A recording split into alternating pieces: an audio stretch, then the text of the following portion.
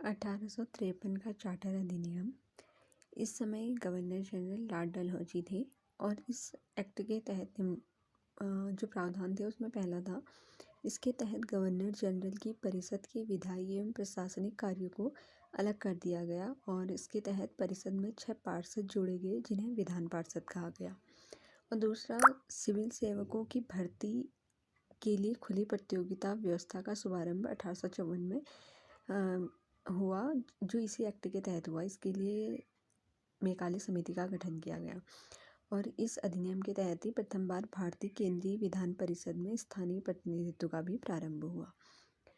इसके बाद जो नेक्स्ट अधिनियम था वो था 1858 का भारत शासन अधिनियम। और इस समय जो भारत के वाइसरॉय थे वो लॉर्ड कैनिंग थे, क्योंकि इस अधिनियम के तहत जो गवर्नर जनरल का पद था उसका नाम बदलकर वाइसरॉय कर दिया गया। तो इस तरह से जो भारत के प्रथम वाइसरॉय थे वो लॉर्ड कैनिंग बने।